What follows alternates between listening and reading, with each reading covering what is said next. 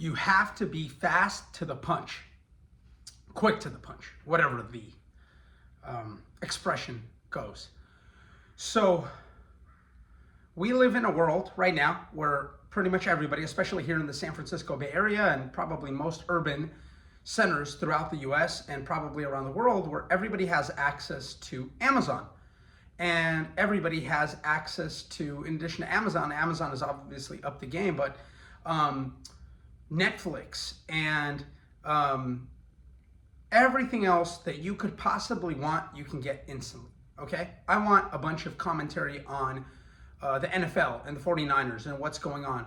Boom, I can find unlimited amounts of videos instantly, okay? I need toilet paper, I ran out. I can get it same day delivery through Amazon, okay? The list goes on and on and on. We live in a world where everybody right now expects everything right now. So whatever business that you're in, it doesn't matter if you're in a service-based business, if you're sales, if you are an engineer, it doesn't matter. Everybody around you has been already conditioned to expect things done instantly. And so now we are, as a society, I feel, much less patient, right? Because we're just conditioned that everything comes to us so instantly. So where does that put us? So where you're differentiating yourself, how you're going to differentiate yourself is the speed at which you respond to people, okay? So for me, in my business, people send me emails, people call me, people text me, and I treat it with a sense of urgency that I have to respond to people as soon as possible. Now, mind you, somebody reaches out to me and asks sort of a detailed question that I can't really get the answer for right away. It takes a little bit of time. I have to actually be thoughtful with my response. Hey, thanks so much. Received your message. I need a little bit of time to do a little bit of research to make sure I answer this appropriately. Let me talk to a couple of people. I'll give you a call back in about an hour. Okay, great. People appreciate that. They appreciate the received, confirmed, right? They appreciate that you acknowledge that you're on top of it, right? Hey, I'm in an appointment right now, can't talk, call you back in 2 hours to discuss, okay?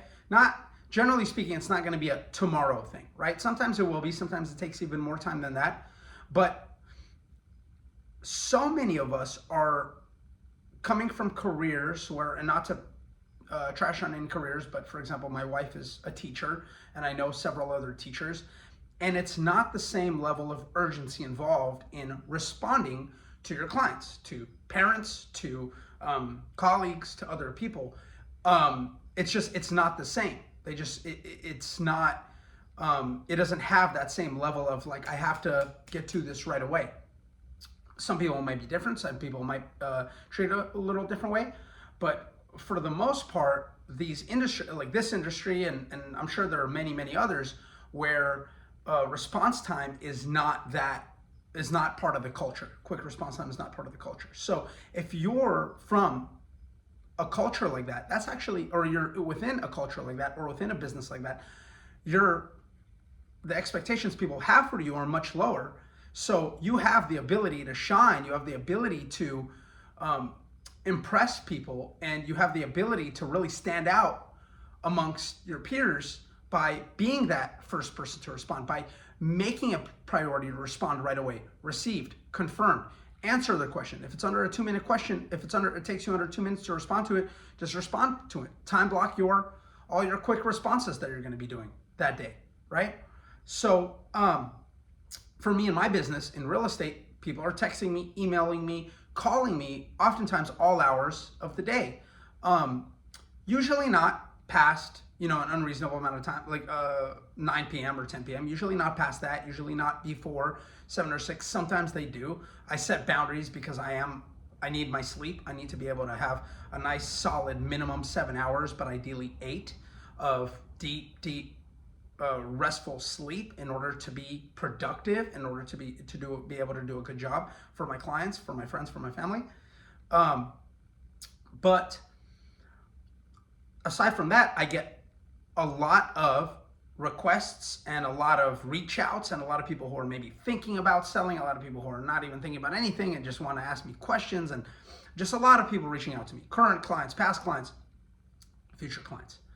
And for me, I really need to stay exceptionally organized. And what does that mean? Keep my email inbox at 0. Keep all my text message inbox at 0. I have all these platforms that people reach out to me on.